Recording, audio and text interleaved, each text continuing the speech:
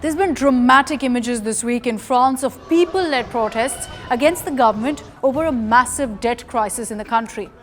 Buses set on fire, roads blocked off, and protesters with smoke flares chanting slogans. These scenes rocked France. But what's really triggered this wave of anti-government protests in the country?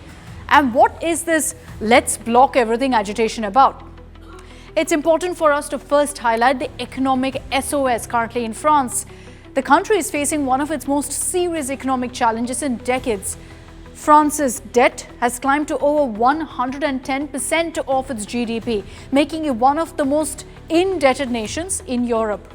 Servicing this debt has become increasingly costly, consuming large parts of the budget and leaving little room for investment in growth or welfare. Earlier tax cuts on businesses and the wealthy reduced revenues, while crises such as COVID and the energy shock from the Ukraine war forced the government to spend heavily on subsidies as well as bailouts, and that's worsened the deficit. Despite being one of the world's richest economies, France is caught in a dangerous cycle of high debt, political deadlock and economic weakness. And it's this economic mess that's led to another Prime Minister resigning. This time, Prime Minister Francois Bayrou was forced to resign after losing a no-confidence motion in Parliament over his proposed austerity plan.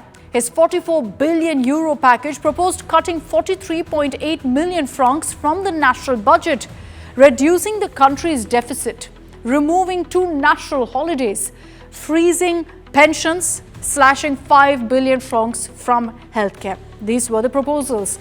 And this faced strong opposition, both in Parliament and on the streets, reflecting the deep resistance to spending cuts. The defeat not only ended Bayrou's short tenure, but also highlighted the growing political instability in France, where no party holds a clear majority and reforms are constantly blocked. Now, Sébastien Lecornu has taken charge as Prime Minister at a clearly very challenging time. But let's bring the focus back to the protests. The Block Everything Collective is a citizen-led movement calling for boycott, for civil disobedience in response to government policies. And much like what we've seen in Nepal, this protest has been organized through social media platforms, so it's not by the usual unions or political parties.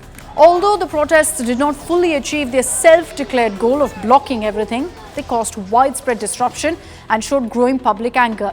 And this is just the beginning. Calls for Macron's resignation are now gaining ground too.